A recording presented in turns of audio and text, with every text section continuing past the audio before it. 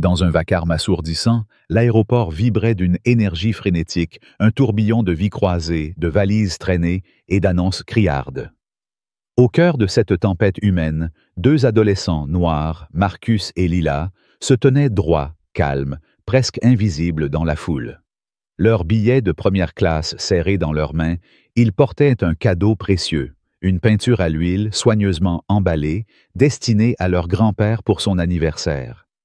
Mais à peine avaient-ils posé un pied dans la cabine luxueuse de l'avion que l'horreur éclata. Une hôtesse de l'air, Karen, le visage tordu par un mépris glacial, fondit sur eux, sa voix stridente déchirant le silence feutré de la première classe. « Vous n'avez rien à faire ici. Retournez à l'arrière, tout de suite. » Ces mots, comme des lames, lacérèrent l'air, attirant les regards choqués des autres passagers. Marcus, 16 ans, le regard ferme, resta immobile. Lila, 14 ans, sentit son cœur se serrer, ses doigts tremblants autour du cadeau. Ce n'était pas un simple voyage. C'était une descente aux enfers, orchestrée par une femme qui, sans raison, avait décidé qu'ils ne méritaient pas leur place. Si cette histoire d'injustice vous révolte, mettez un pouce en l'air et laissez un commentaire avec un seul mot. Justice. Que votre voix résonne pour que le monde sache que l'indignation ne restera pas silencieuse. L'aéroport était une fourmilière chaotique. Les haut-parleurs crachaient des annonces en boucle. Les voyageurs se bousculaient, certains courant pour attraper leur vol, d'autres s'enlaçant dans des adieux larmoyants. Marcus, grand et élancé, observait la foule avec une vigilance discrète, son sac à dos bien ajusté sur une épaule. À ses côtés, Lila, plus petite, les cheveux tressés avec soin, serrait contre elle une boîte enveloppée de papier doré, ornée d'un ruban rouge. La peinture à l'intérieur représentait un coucher de soleil sur la mer, un cadeau qu'ils avaient créé ensemble pour leur grand-père, un homme qui leur avait appris à rêver grand malgré les obstacles. Leurs vêtements étaient sobres, mais élégants. Marcus portait une chemise blanche et un jean bien coupé, Lila une robe bleu marine qui soulignait sa grâce naturelle. Ils n'avaient rien d'ostentatoire, rien qui puisse justifier la tempête qui allait s'abattre sur eux. Lorsque l'annonce pour l'embarquement de leur groupe retentit, ils avancèrent vers la porte d'embarquement sans un mot. L'agent scanna leurs billets, leur adressa un sourire mécanique et dit « Bon vol ». Ils hochèrent la tête et s'engagèrent dans la passerelle, ignorant qu'ils marchaient vers un cauchemar. La cabine de première classe était un havre de paix, un contraste saisissant avec le chaos de l'aéroport. Les sièges en cuir beige exhalaient une odeur de luxe, la lumière tamisée caressait les surfaces polies et un murmure discret de conversation flottait dans l'air. Quelques passagers étaient déjà installés, feuilletant des magazines ou sirotant du champagne servi dans des flûtes en cristal. Marcus et Lila prirent une place au deuxième rang, glissant leurs sacs dans les compartiments au-dessus de leur tête. Marcus s'assit côté hublot, jetant un regard pensif sur le tarmac. Lila, avec une délicatesse presque cérémonieuse, posa la boîte sous son siège, veillant à ne pas froisser le ruban. Tout semblait normal, presque idyllique. Ils étaient à leur place, dans un monde où leur billet leur donnait le droit d'être. Mais ce monde s'effondra en un instant. Une voix aiguë, tranchante comme un éclat de verre, brisa le calme. « Excusez-moi, êtes-vous sûr d'être à la bonne place? » Dieu. Marcus tourna la tête. Une hôtesse, grande, blonde, le visage figé dans une expression de dédain, se tenait au-dessus d'eux. Son badge indiquait « Karen ». Ses yeux les balayèrent de haut en bas, comme si elle cherchait une faute à leur reprocher. « Ces sièges sont réservés aux passagers de première classe », ajouta-t-elle, son ton dégoulinant de suspicion. Marcus, sans perdre son calme, tendit son billet. « Nous sommes en première classe », répondit-il poliment, sa voix ferme mais mesurée. Karen ne prit même pas le billet. Elle croisa les bras, ses lèvres pincées en une ligne dure. « Montrez-moi vos cartes d'embarquement, maintenant. » Son ordre claqua comme un fouet. Marcus lui tendit les deux billets, sans un mot de plus. Elle les examina, les yeux plissés, comme si elle espérait y trouver une erreur. Les numéros de siège correspondaient parfaitement. 2A et 2B.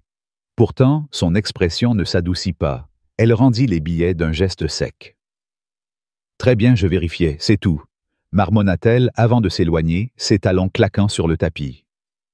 Lila baissa les yeux, ses mains crispées sur la boîte. Marcus lui lança un regard. un mélange de réconfort et d'alerte. Ils n'avaient rien dit, rien fait, mais l'air autour d'eux s'était alourdi. Les autres passagers, qui avaient observé la scène, détournèrent les yeux, mal à l'aise. Quelques minutes passèrent. Les compartiments à bagages se remplissaient, le bourdonnement des moteurs s'intensifiait doucement sous le plancher. L'embarquement touchait à sa fin, et l'avion se préparait à décoller. Mais Karen revint, plus agressive encore. Sans préambule, elle se planta devant eux, les bras croisés. « Il faut que vous alliez à l'arrière, tout de suite !» Sa voix était un coup près, assez forte pour faire taire les murmures autour. Marcus fronça les sourcils, déconcerté. « Pourquoi? Nous avons montré nos billets. » Karen ricana, un son cruel qui fit frissonner Lila. Il y a eu un changement, ces sièges sont nécessaires pour d'autres passagers. Elle ne précisa pas qui ni pourquoi. « Suivez-moi. » Lila se pencha vers son frère, sa voix tremblante. « On n'a rien fait de mal, Marcus. » Il hocha la tête, puis fixa Karen droit dans les yeux. « Nous ne bougerons pas, à moins que le commandant de bord ne nous le dise. » Sa réponse, calme mais inébranlable, fit durcir le visage de Karen. « Si vous refusez, j'appelle la sécurité », cracha-t-elle, sa voix montant dans les aigus. Les passagers se tournèrent, certains choqués, d'autres curieux. La cabine, autrefois paisible, vibrait maintenant d'une tension palpable. Mais ce n'était que le début de l'outrage. Karen, comme pour enfoncer le clou, se tourna vers un passager à proximité, un homme d'affaires d'une cinquantaine d'années nommé James, vêtu d'un costume gris impeccable. « Vous êtes d'accord, n'est-ce pas? Ces gamins n'ont rien à faire ici. » James, un sourire narquois aux lèvres, haussa les épaules. « C'est clair, on dirait qu'ils se sont trompés de vol. » Son rire, gras et méprisant, résonna comme une gifle. Lila sentit des larmes lui monter aux yeux, son visage brûlant d'humiliation. Marcus serra les poings, mais son regard resta fixé sur Karen. Ce moment fut un coup de poignard pour Lila. Être rabaissé devant une cabine entière, moqué non seulement par une hôtesse, mais aussi par un passager complice, était une injustice insupportable. Les autres voyageurs, témoins silencieux, baissaient les yeux, trop gênés ou trop indifférents pour intervenir. Une femme, Clara, une enseignante à la retraite assise quelques rangs derrière, serra son livre contre sa poitrine, le cœur lourd. Elle voulait parler, défendre ses enfants, mais la peur de s'attirer des ennuis la paralysa. Karen, galvanisée par le soutien de James, pointa un doigt accusateur vers Marcus. « Vous pensez que vous pouvez défier l'équipage? Vous n'êtes que des gosses. C'est moi qui décide ici. » Chaque mot était une insulte, chaque syllabe un crachat de mépris. Elle ne se contentait pas de remettre en question leur place. Elle attaquait leur dignité, leur droit d'exister dans cet espace. Lila, les joues trempées de larmes, sortit son téléphone d'une main tremblante. Ses doigts tapèrent un message rapide, presque instinctivement, à leur tante, Vivian Holmes, une femme dont le nom seul faisait trembler les cadres de la compagnie aérienne. Marcus, voyant sa sœur agir, resta impassible, mais son regard ne quittait pas Karen. « Appelez le commandant », répéta-t-il, sa voix plus froide maintenant, comme un défi. Karen, rouge de colère, ricana de nouveau. « Vous voulez jouer les durs? Vous allez voir ce que ça coûte de me défier. » Elle tourna les talons, ses pas lourds martelant le sol, et se dirigea vers l'avant de l'avion. Elle attrapa le téléphone de l'équipage, ignorant les regards des autres passagers, certains choqués, d'autres murmurant entre eux. « Regarde-moi ces gosses. Ils se croient tout permis, » chuchota une femme à son voisin, qui hocha la tête sans conviction. Mais Clara, la passagère silencieuse, sentit une colère monter en elle. Elle griffonna un mot sur une serviette en papier. « Honteux !» Elle le glissa discrètement à un autre passager, qui le lut et hocha la tête, l'air grave. Karen, au téléphone avec le cockpit, parlait d'une voix basse mais venimeuse. « Commandant, nous avons un problème en première classe. 2 passagers refusent de bouger. Il faut la sécurité pour les faire sortir avant le décollage. » Une pause. Puis une voix grave, féminine, retentit dans l'intercom, coupant le souffle de Karen. « Ici Vivian Holmes. Voulez-vous répéter ce que vous venez de dire? » Le silence qui suivit fut assourdissant. Karen, figée, lâcha presque le combiné.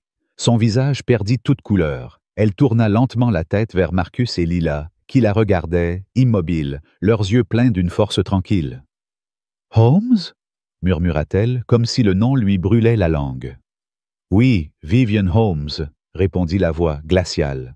« Vous venez de tenter d'expulser mes neveux de leurs sièges assignés. Avez-vous une explication ?» La cabine entière sembla retenir son souffle. Les passagers, jusque-là spectateurs passifs, se redressèrent, certains sortant leur téléphone pour filmer. James, l'homme d'affaires, fronça les sourcils, soudain mal à l'aise. « Holmes? Comme la Vivian Holmes ?» chuchota-t-il à sa voisine, qui hocha la tête, les yeux écarquillés. Vivian n'était pas seulement une cadre. Elle était l'une des fondatrices de la compagnie, une femme dont l'influence s'étendait bien au-delà des bureaux. Son nom était synonyme de pouvoir, un pouvoir qui ne tolérait ni l'erreur ni l'injustice. Karen recula d'un pas, sa main tremblant sur le téléphone. Les murmures s'intensifièrent. « Elle a osé » dit une voix. « C'est fini pour elle » répondit une autre. Clara, dans son coin, sentit une bouffée de satisfaction. Elle n'avait peut-être pas parlé, mais quelqu'un d'autre l'avait fait, et avec une force qui allait tout changer. Karen tenta de reprendre contenance. « Madame Holmes, je vérifiais juste les billets. C'est une erreur, Sa voix tremblait, mais Viviane la coupa net. « Une erreur? Vous avez humilié mes neveux devant une cabine entière. Vous avez laissé un passager se moquer d'eux. Vous avez menacé de les faire expulser. Cela ne ressemble pas à une erreur, Karen. Cela ressemble à un choix. » Chaque mot était un coup, précis, implacable. Karen sentit ses jambes flancher. Elle jeta un regard désespéré autour d'elle, cherchant un soutien, mais les visages des autres passagers étaient froids, accusateurs. Même James, qui avait ri avec elle, baissa les yeux, feignant de s'intéresser à son magazine. La honte monta en elle comme une vague, mais il était trop tard, le mal était fait. Marcus, toujours assis, croisa les bras, son regard fixé sur l'allée centrale. Lila, les larmes séchées, serrait son téléphone contre sa poitrine, un mélange de peur et de fierté dans les yeux. « Est-ce que ça va marcher ?» murmura-t-elle à son frère. Marcus hocha la tête, un seul mouvement, assuré. « Ça va marcher. » Et il avait raison. À cet instant, l'avion, toujours à la porte d'embarquement, cessa de se préparer au décollage. Les moteurs s'éteignirent doucement, un silence inquiétant envahissant la cabine. Une annonce retentit, mais ce n'était pas celle des procédures habituelles. C'était la voix du commandant, grave, solennelle. « Mesdames et messieurs, en raison d'un incident à bord, ce vol est temporairement retardé. Merci de rester à vos places. » Les passagers échangèrent des regards, certains confus, d'autres indignés. Clara, dans son siège, murmura à elle-même. Enfin, quelqu'un agit. Mais pour Karen, ce n'était que le début de sa chute. Elle recula vers l'arrière de la cabine, ses talons claquant moins fort maintenant, comme si chaque pas était un aveu de défaite. Elle s'appuya contre un comptoir, le souffle court, les yeux fixés sur le sol.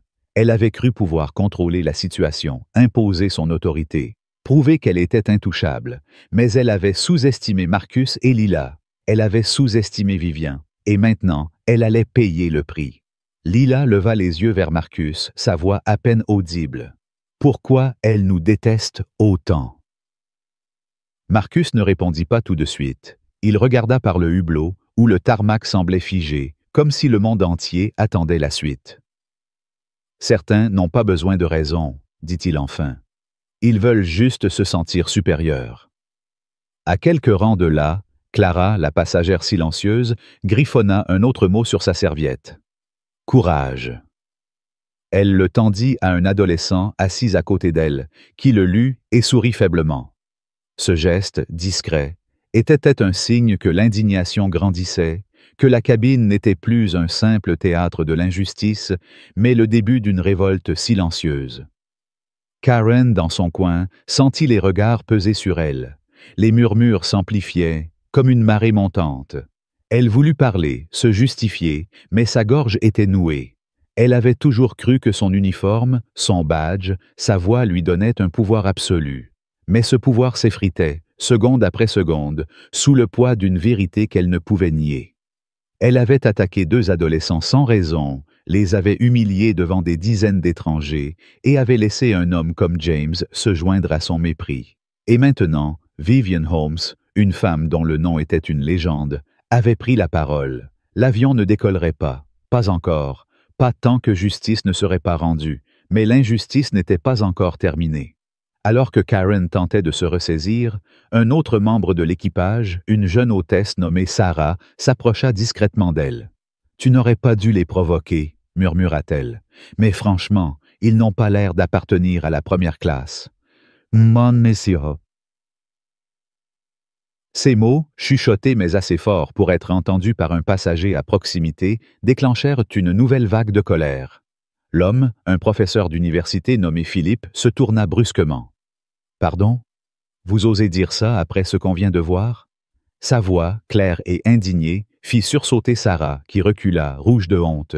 Philippe se leva à moitié, s'adressant à la cabine entière. « Ces enfants ont des billets valides. Ils ont le droit d'être ici. Et vous les traitez comme des criminels? C'est inacceptable. » Son éclat fit l'effet d'une bombe. Les autres passagers, jusque-là silencieux, commencèrent à murmurer leur approbation. « Il a raison, » lança une femme. « C'est honteux, » ajouta un autre. Clara, galvanisée, se leva à son tour. « J'ai vu toute la scène. Cette hôtesse a non seulement humilié ses enfants, mais elle a laissé un passager se moquer d'eux. Où est votre humanité? » Sa voix tremblait de colère, mais elle portait une force qui fit taire les derniers sceptiques. Même James, l'homme d'affaires, sembla se ratatiner dans son siège, incapable de répondre. Ce moment, plus que tout, cristallisa l'indignation collective. Karen n'était pas seule dans son erreur. Elle avait des complices, des silences, des rires qui avaient permis à son mépris de prospérer. Mais maintenant, la vérité éclatait, brute, implacable.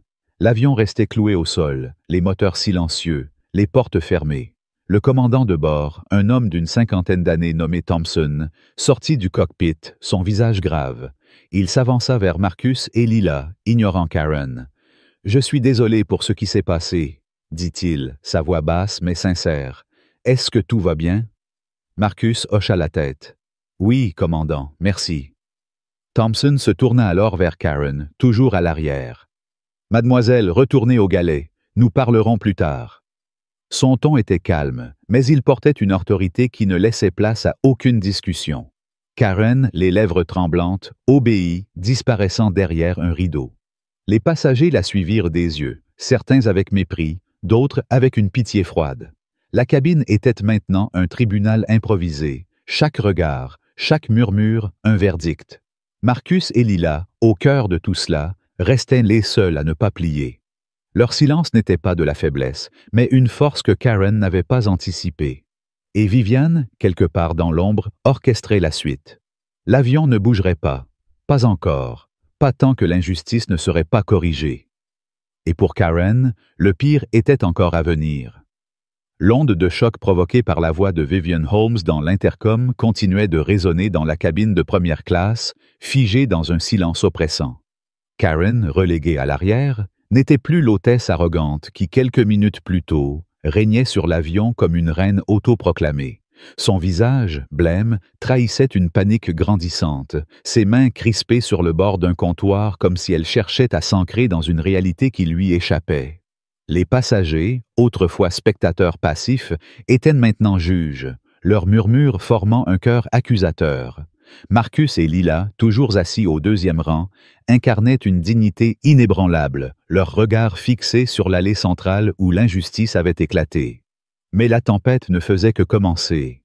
Karen, acculée, tenta de se justifier, sa voix tremblante lançant des accusations absurdes contre les deux adolescents, attisant une colère collective qui menaçait d'exploser.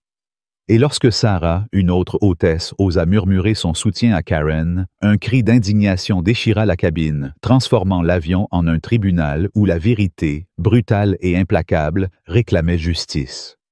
La cabine vibrait d'une tension électrique, chaque regard, chaque chuchotement amplifiant l'atmosphère de jugement. Karen, isolée à l'arrière, sentait le poids des yeux posés sur elle. Elle avait cru pouvoir reprendre le contrôle, mais la voix de Vivian Holmes, froide et autoritaire, avait tout changé. Les passagers, qui avaient assisté à l'humiliation de Marcus et Lila, commençaient à filmer, leur téléphone capturant chaque instant de ce drame. Certains échangeaient des regards, comme s'ils prenaient enfin conscience de leur propre silence initial. Clara, l'enseignante à la retraite, serrait toujours son livre, ses doigts tremblants de colère contenue. Elle avait vu trop d'injustices dans sa vie, Mais celle-ci, si publique, si cruelle, dépassait tout. À côté d'elle, Philippe, le professeur d'université, murmurait à son voisin. « Cette femme n'a aucune excuse. Elle a choisi de les humilier. » Son ton, chargé de mépris, reflétait l'indignation grandissante de la cabine. Karen, désespérée, tenta de se ressaisir. Elle s'avança légèrement dans l'allée, sa voix tremblante brisant le silence. « Écoutez, c'était une erreur. Ces gamins ont refusé de coopérer. Ils ont provoqué tout ça. » Oh! Ces mots, loin de calmer les esprits, jetèrent de l'huile sur le feu. Un murmure outré parcourut la cabine. « Une erreur ?» lança Clara, sa voix perçant le brouhaha. « Vous les avez traités comme des criminels devant tout le monde. Vous avez ri avec cet homme. » Elle pointa un doigt accusateur vers James, l'homme d'affaires, qui se tassa dans son siège, son arrogance envolée. Les passagers se tournèrent vers lui, leurs regards chargés de reproches. James, mal à l'aise, bredouilla. « Je n'ai rien fait de mal. J'ai juste plaisanté. » Mais sa défense pathétique ne fit qu'attiser la colère. « Plaisanter ?» cria Philippe, se levant à moitié. « Vous avez encouragé cette injustice. Vous êtes aussi coupable qu'elle. » L'éclat de Philippe fut comme une étincelle dans une poudrière. Les murmures se transformèrent en exclamations. « Honteux !» lança une femme d'une trentaine d'années, tenant son bébé contre elle. « Inacceptable !» ajouta un homme plus âgé, serrant les poings. La cabine, autrefois un espace de luxe et de calme, était devenue un champ de bataille où l'indignation collective prenait le dessus. Marcus, toujours immobile, observait la scène avec une intensité froide. Lila, les mains crispées sur la boîte contenant leur peinture, sentait son cœur battre à tout rompre. Elle n'avait jamais vu une foule se retourner ainsi, passer de l'indifférence à la révolte. Pourtant, elle ne ressentait ni triomphe ni joie, seulement une douleur sourde, celle d'avoir été rabaissée pour rien. Mais l'outrage atteignit un nouveau sommet lorsque Sarah, la jeune hôtesse qui avait murmuré son soutien à Karen, commit l'erreur de parler trop fort. Alors qu'elle passait près de Karen, elle chuchota. « Franchement, ils n'ont rien à faire ici. Tu avais raison de vérifier. » Ces mots, captés par Clara, firent l'effet d'une bombe. Clara se leva d'un bond, son visage rouge de fureur. « Comment osez-vous » cria-t-elle, sa voix tremblante d'émotion.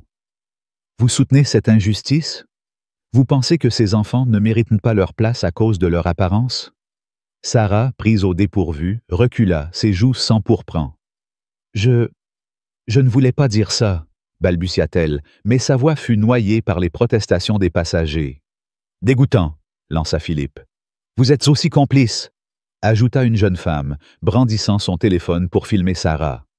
Ce moment, plus que tout, cristallisa la rage collective. Karen n'était pas seule dans son mépris. Sarah, par son commentaire, avait révélé une vérité plus sombre. L'injustice n'était pas l'acte d'une seule personne, mais un système de préjugés partagés, de silences complices, de regards détournés. Les passagers, galvanisés par l'intervention de Clara, commencèrent à s'exprimer. Une adolescente, assise près de la fenêtre, murmura à sa mère. « Maman, c'est pas juste. Pourquoi ils les traitent comme ça? » Sa mère, les larmes aux yeux, hocha la tête, parce que certains pensent qu'ils ont le droit de juger les autres, mais ils se trompent. Ces mots, bien que chuchotés, portaient une force qui alimentait l'indignation. Marcus, sentant la cabine basculer, murmura à Lila. « Reste calme. Tante Viviane s'occupe de tout. » Lila hocha la tête, mais ses yeux brillaient d'une émotion contenue. Elle repensait à la peinture dans la boîte, au coucher de soleil qu'ils avaient peint pour leur grand-père, un homme qui leur avait appris à tenir tête aux injustices avec dignité.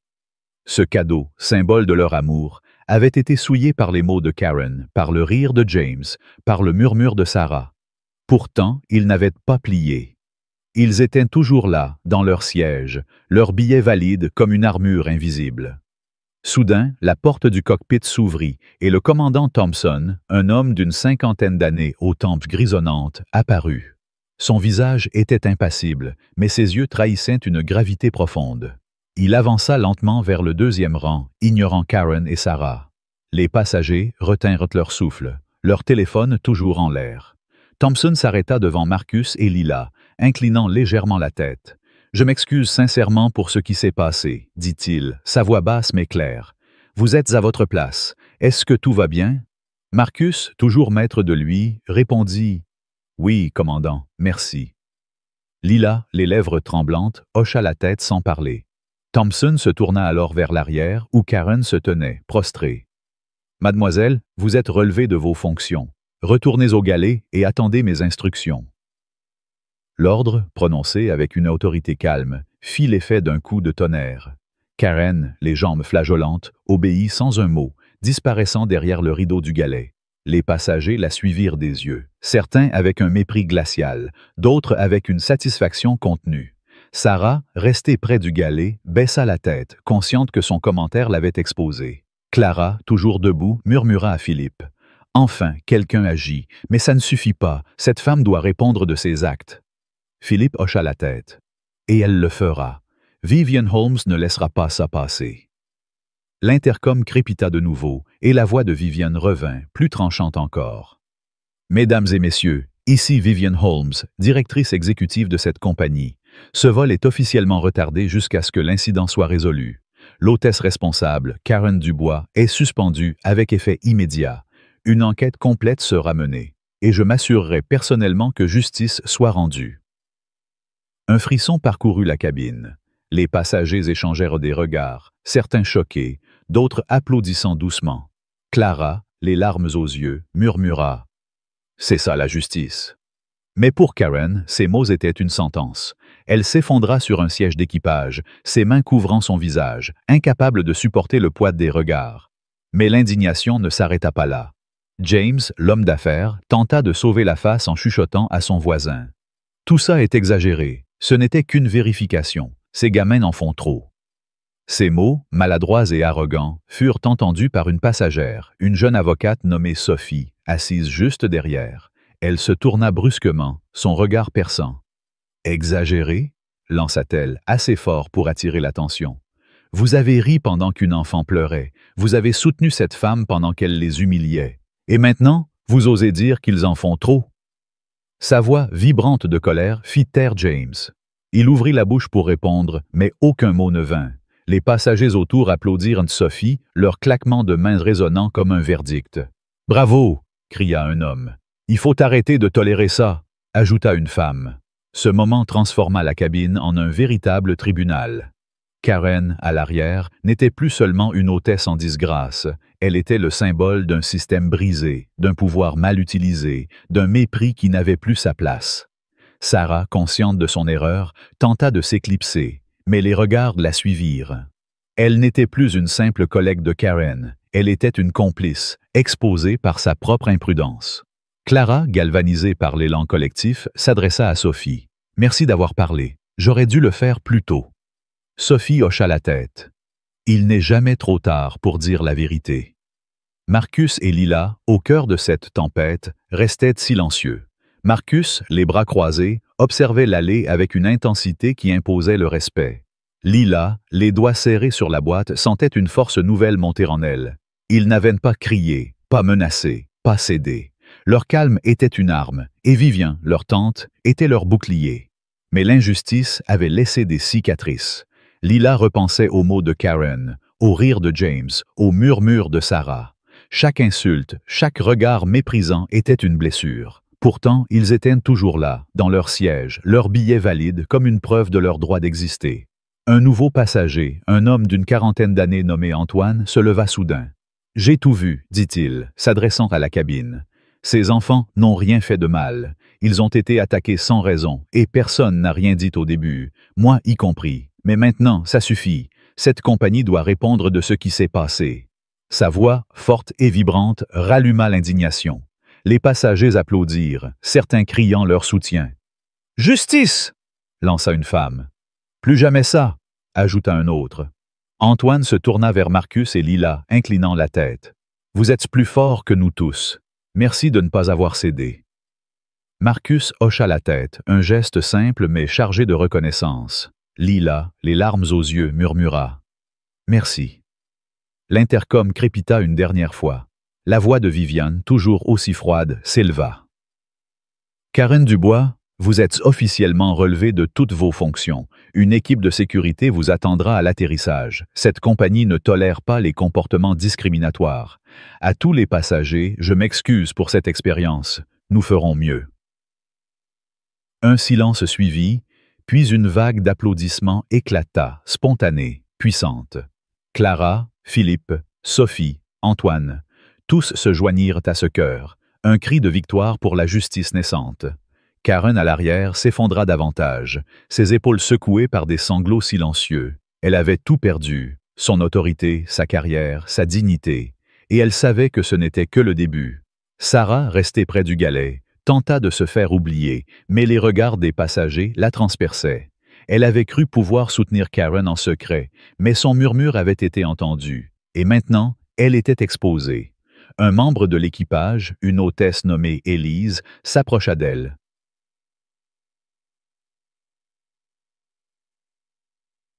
« Tu ferais mieux de t'excuser, » murmura-t-elle. « Ce que tu as dit était inacceptable. » Sarah, les larmes aux yeux, hocha la tête. Mais elle savait que les excuses ne suffiraient pas. Elle avait choisi son camp et ce choix la hanterait. Clara, toujours debout, s'adressa à Marcus et Lila, sa voix douce mais ferme. « Vous êtes incroyables. J'ai vu ce qui s'est passé et je suis désolée de ne pas avoir parlé plus tôt. Mais je promets de ne plus jamais me taire. » Lila, émue, murmura. « Merci, ça veut dire beaucoup. » Marcus, toujours calme, ajouta. « On apprécie, vraiment. » Ce moment, simple mais profond, c'est là un pacte tacite entre les passagers. Ils n'étaient plus de simples spectateurs. Ils étaient des témoins, des alliés, des voix dans une lutte plus grande. L'avion restait cloué au sol, les moteurs silencieux, les portes fermées. Les passagers, désormais unis par une cause commune, attendaient de la suite. Karen, à l'arrière, n'était plus qu'une ombre d'elle-même. Son uniforme, autrefois symbole de pouvoir, était maintenant une prison. Elle repensait à ses années de service, à ses promotions, à sa confiance en son autorité. Tout cela s'était effondré en quelques minutes, à cause d'un choix, d'un préjugé, d'une arrogance qu'elle n'avait jamais remise en question. Elle avait cru que son uniforme la protégeait, que son badge lui donnait le droit de juger. Mais face à Vivian Holmes, face à la dignité de Marcus et Lila, face à la révolte des passagers, elle n'était rien. Marcus murmura à Lila, « Tante Viviane ne plaisante pas. » Lila hocha la tête, un faible sourire naissant sur ses lèvres. « Elle va tout changer, pas vrai? » Marcus, les yeux fixés sur l'allée, répondit, « Elle l'a déjà fait. » Et il avait raison. La cabine, autrefois un espace de privilège, était maintenant un lieu de justice. Les passagers, autrefois divisés par leur silence, étaient unis par leur indignation. Et Karen, autrefois intouchable, était maintenant une accusée, jugée non seulement par Vivian, mais par tous ceux qui avaient vu, entendu, ressenti l'injustice. Mais l'histoire n'était pas terminée. Alors que l'avion restait immobile, un nouveau murmure circula parmi les passagers. « Ils disent que Vivian Holmes est en route pour l'aéroport, » chuchota Sophie à Antoine. « Elle veut rencontrer ses enfants en personne. » Antoine hocha la tête, impressionné. Si elle vient, ce n'est pas juste pour Karen, c'est pour envoyer un message à toute la compagnie. Clara, entendant cela, murmura. « Et au monde entier. » L'idée que Vivian, une femme de pouvoir légendaire, se déplace pour deux adolescents renforça l'espoir des passagers. Ils n'étaient pas seulement témoins d'un incident, ils assistaient à un tournant, un moment où l'injustice, si souvent ignorée, était enfin confrontée. Karen, à l'arrière, entendit ces murmures. Chaque mot était un poignard. Elle repensait à ses paroles, à son ton, à son assurance lorsqu'elle avait ordonné à Marcus et Lila de bouger. Elle repensait au rire de James, à la complicité de Sarah, à son propre mépris. Elle avait cru que son autorité était absolue, que personne ne la défierait. Mais elle s'était trompée. Et maintenant, elle attendait, seule, dans l'ombre du galet, le verdict final qui, elle le savait, serait sans pitié. L'avion atterrit enfin, mais l'atmosphère à bord restait chargée d'une colère brûlante, comme un feu qui refuse de s'éteindre. Karen, reléguée dans l'ombre du galet, n'était plus qu'un spectre d'elle-même, ses yeux rougis par les larmes qu'elle ne pouvait plus retenir. Les passagers, unis par une indignation collective, gardaient leur regard fixé sur l'allée centrale, attendant l'inévitable. Marcus et Lila, toujours assis dans leur siège de première classe, incarnaient une force silencieuse, leur dignité intacte malgré l'humiliation subie. Lorsque les portes s'ouvrirent, une escorte de sécurité apparut, prête à conduire Karen hors de l'avion, sous les yeux accusateurs de tous. Mais ce n'était que le début. À l'extérieur, Vivian Holmes, une figure de pouvoir légendaire, attendait, flanquée de cadres de la compagnie aérienne, tandis que la nouvelle de l'incident se propageait comme une traînée de poudre sur les réseaux sociaux. Chaque vidéo, chaque commentaire attisait une révolte mondiale, transformant l'histoire de Marcus et Lila en un cri de ralliement contre l'injustice. Pourtant, l'outrage ne s'arrêta pas là. Des voix discordantes, comme celle de James, tentaient de défendre Karen, rallumant la fureur d'une foule déterminée à exiger des comptes. Le commandant Thompson, après avoir supervisé l'atterrissage, fut le premier à descendre, son visage impassible, mais ses yeux trahissant une lassitude face à l'ampleur de l'incident. Il s'arrêta brièvement près de Marcus et Lila, inclinant la tête. « Vous avez été incroyablement courageux », murmura-t-il, sa voix teintée d'un respect sincère. Marcus hocha la tête, un geste simple mais chargé de reconnaissance. Lila, serrant toujours la boîte contenant leur peinture, murmura un faible « Merci ». Les autres passagers, encore dans leur siège, observaient la scène avec une admiration mêlée de honte pour leur silence initial. Clara, l'enseignante à la retraite, essuya une larme, murmurant à Philippe « Ces enfants, ils nous ont tous donné une leçon ». Philippe acquiesça, son regard fixé sur Karen, toujours cachée derrière le rideau du galet. Et elle paiera pour ce qu'elle a fait. Lorsque les portes de l'avion s'ouvrirent, 2 agents de sécurité en uniforme sombre entrèrent, leur visage impassible. L'un d'eux, une femme à l'air autoritaire, s'avança vers l'arrière de la cabine. « Mademoiselle Dubois, dit-elle d'une voix claire, veuillez nous suivre. » Le silence qui suivit fut assourdissant. Karen, tremblante, émergea du galet, son uniforme froissé, ses cheveux en désordre. Elle tenta de redresser les épaules, de retrouver un semblant de dignité, mais ses yeux fuyants trahissaient sa peur. Les passagers la suivirent du regard, certains avec un mépris glacial, d'autres avec une pitié distante. Clara, toujours assise, murmura. Elle l'a cherché. Sophie, l'avocate, hocha la tête, son téléphone à la main, déjà en train de rédiger un message à un contact dans un journal local. « Cette histoire ne s'arrêtera pas ici », dit-elle, sa voix vibrante de détermination. Karen, encadrée par les agents, traversa l'allée centrale, chaque pas résonnant comme un aveu de défaite. Lorsqu'elle passa devant Marcus et Lila, elle baissa les yeux, incapable de soutenir leur regard. Marcus resta immobile, ses bras croisés, son visage impassible. Lila, elle, serra la boîte un peu plus fort, ses lèvres tremblantes.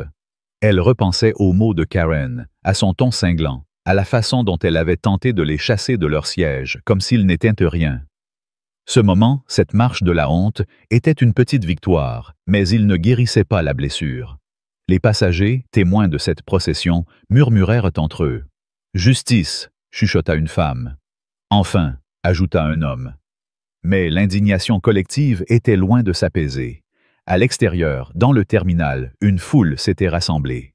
Vivian Holmes, vêtue d'un tailleur noir impeccable, se tenait au centre, entourée de plusieurs cadres de la compagnie aérienne. Son visage, sévère mais composé, trahissait une colère contenue. À ses côtés, un homme en costume, probablement un avocat de la compagnie, prenait des notes sur une tablette. Les flashs des caméras crépitaient, les journalistes se bousculant pour capter l'arrivée des protagonistes. Lorsque Marcus et Lila descendirent de l'avion, un murmure parcourut la foule. Vivian s'avança, ses talons claquant sur le sol, et enveloppa ses neveux dans une étreinte chaleureuse.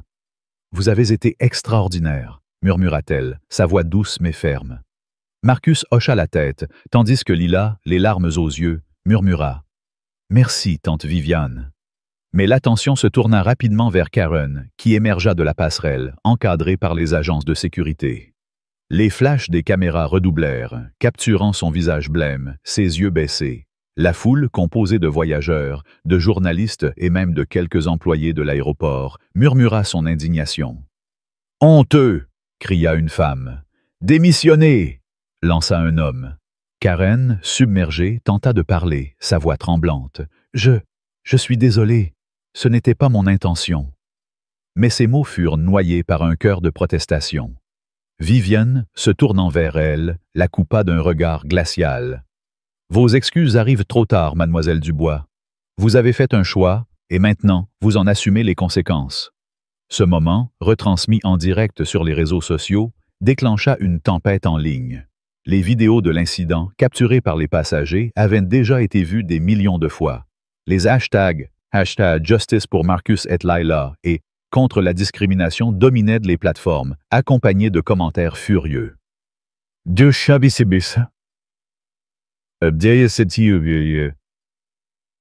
Cette hôtesse est une honte, écrivait un utilisateur. Bravo à ces enfants pour leur courage, ajoutait un autre. Clara, restée dans le terminal, contacta un journaliste qu'elle connaissait, partageant son témoignage de l'incident. « J'étais là », écrivit-elle dans un courriel. « J'ai vu comment cette femme a humilié ces adolescents sans raison. Le monde doit savoir. » Son message, publié par un grand média, amplifia l'onde de choc, transformant l'histoire en un symbole de lutte contre l'injustice. Mais l'outrage atteignit un nouveau sommet lorsque James, l'homme d'affaires qui avait ri de Marcus et Lila, tenta de se défendre sur les réseaux sociaux. Dans un post maladroit, il écrivit « Tout cela est exagéré. Ce n'était qu'une plaisanterie, et ces gamins ont provoqué un scandale pour rien. L'hôtesse faisait son travail. » Ce message, au lieu de calmer les esprits, déclencha une vague de fureur. Les internautes, indignés, partagèrent son post des milliers de fois, accompagnés de commentaires cinglants. « Vous avez ri pendant qu'une enfant pleurait », écrivait une utilisatrice. « Vous êtes aussi coupable qu'elle », ajoutait un autre.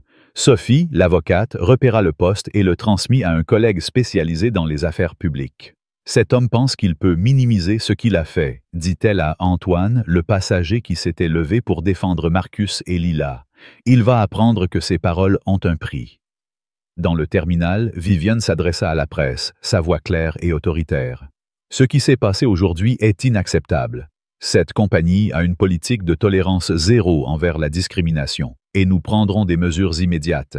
Karen Dubois est licenciée avec effet immédiat.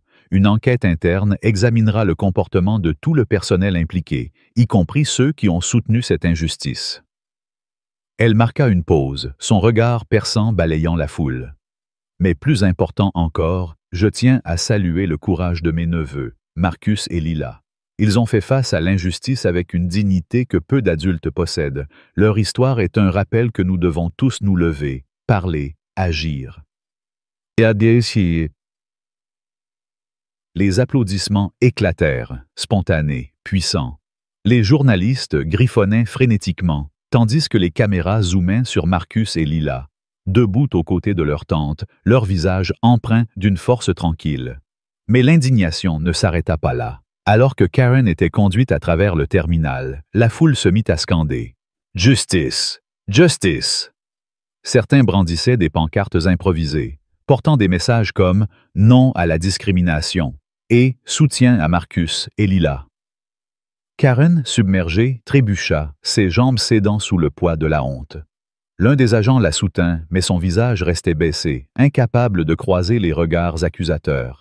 Une adolescente dans la foule, tenant un téléphone, cria « Vous pensiez que personne ne vous arrêterait? Vous vous êtes trompé !» Ces mots, simples mais percutants, résonnèrent comme un verdict final. Karen, désormais seule, n'était plus une hôtesse, mais une paria, son nom associé à une injustice que le monde entier condamnait. Dans le terminal, Marcus et Lila furent entourés par des passagers qui avaient partagé leur vol. Clara s'approcha, les larmes aux yeux. « Je suis tellement désolée pour ce que vous avez traversé, » dit-elle, sa voix tremblante. « Mais vous avez changé quelque chose aujourd'hui. Vous m'avez appris à ne plus jamais me taire. » Lila, émue, murmura. « Merci, ça compte beaucoup. » Marcus, toujours calme, ajouta. « On voulait juste aller voir notre grand-père. Mais si ça peut aider d'autres gens, alors ça valait le coup. » Ces mots, prononcés avec une simplicité désarmante, touchèrent la foule. Sophie, debout à proximité, nota mentalement de contacter une organisation de défense des droits pour s'assurer que l'histoire de Marcus et Lila inspire des changements concrets. Mais l'outrage ne s'éteignit pas avec l'escorte de Karen. Sur les réseaux sociaux, un groupe d'internautes soutenant James et Karen tenta de renverser le récit. « Ces gamins ont exagéré », écrivait un compte anonyme. L'hôtesse faisait son travail, et maintenant, elle est ruinée à cause d'une foule en colère. Ces commentaires, bien que minoritaires, rallumèrent la fureur des défenseurs de Marcus et Lila. Une influenceuse populaire, ayant vu les vidéos, publia une réponse cinglante. « Si vous pensez qu'humilier des enfants pour leur couleur de peau est de faire son travail, alors vous êtes le problème. Quelle justice pour Marcus et Lila. » Son message, partagé des dizaines de milliers de fois, étouffa les voix discordantes, renforçant le cri collectif pour la justice. Viviane, après avoir parlé à la presse, emmena Marcus et Lila dans une salle privée du terminal, loin des caméras. Là, elle s'assit avec eux, son visage adouci par l'amour et la fierté. « Vous avez été plus fort que je ne l'aurais jamais imaginé », dit-elle, posant une main sur l'épaule de Marcus. « Ce que vous avez fait aujourd'hui ne concerne pas seulement vous. Cela concerne tous ceux qui ont été jugés, rabaissés, exclus. Vous leur avez donné une voix. » Marcus hocha la tête, un rare sourire éclairant son visage. « On n'a pas voulu tout ça, tante Viviane, mais on n'allait pas se laisser faire. » Lila, tenant toujours la boîte, ajouta « On voulait juste que grand-père soit fier de nous. » Vivian, les larmes aux yeux, murmura « Il l'est. Et moi aussi. » À l'extérieur, la foule continuait de scander, les journalistes de poser des questions, les réseaux sociaux de vibrer. Karen, désormais dans un bureau de l'aéroport, attendait l'arrivée de son avocat, son monde réduit en cendres. Elle repensait à chaque mot, chaque geste, chaque sourire méprisant. Elle avait cru que son uniforme la protégeait, que son autorité était absolue. Mais face à la dignité de Marcus et Lila, face à la colère des passagers, face au pouvoir de Vivian, elle n'était rien. Son licenciement, bien que douloureux, n'était que le début. Les vidéos, les articles, les commentaires, tout cela la suivrait, un rappel permanent de son erreur. Sarah, l'hôtesse qui avait murmuré son soutien à Karen, fut également convoquée par la compagnie. Élise, sa collègue, l'avait signalée, refusant de tolérer sa complicité. Sarah, les larmes aux yeux, tenta de s'excuser, mais ses mots sonnaient creux. « Je ne pensais pas à mal », murmura-t-elle à un superviseur. Mais le superviseur, un homme sévère, secoua la tête.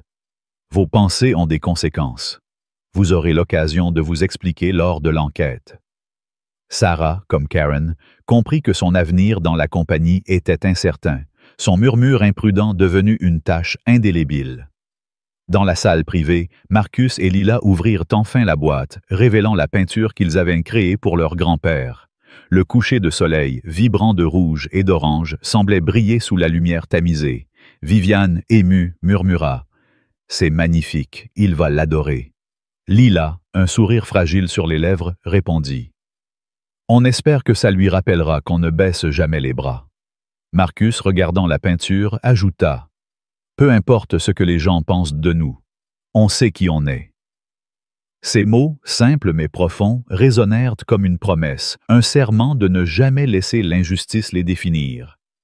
À l'extérieur, la foule commençait à se disperser, mais l'énergie restait palpable. Les pancartes, les cris, les vidéos, tout cela portait un message clair. L'injustice ne passerait plus inaperçue. Clara, rentrant chez elle, rédigea un article pour un blog local, racontant l'histoire de Marcus et Lila avec une passion qui toucha des milliers de lecteurs. Sophie, de son côté, contacta une organisation de défense des droits, proposant de travailler pro bono pour s'assurer que la compagnie aérienne mette en place des formations contre la discrimination. Antoine, le passager qui s'était levé, partagea son propre témoignage sur les réseaux sociaux, écrivant « J'ai vu 2 adolescents changer le monde aujourd'hui. Ne les oubliez pas. » Karen, assise seule dans un bureau, fixait le sol, son esprit engourdi par la réalité. Elle avait tout perdu, son emploi, sa réputation, son assurance. Les vidéos, désormais virales, la montraient sous son pire jour, un symbole d'arrogance brisée. Elle repensait à Marcus et Lila, à leur calme, à leur force. Elle repensait à Viviane, à sa voix implacable. Et pour la première fois, elle se demanda si elle avait toujours eu tort, si son mépris, si profondément ancré, était la véritable source de sa chute. Mais il était trop tard pour les regrets.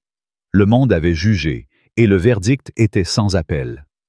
Marcus et Lila, quittant l'aéroport avec Viviane, montèrent dans une voiture qui les emmènerait chez leur grand-père.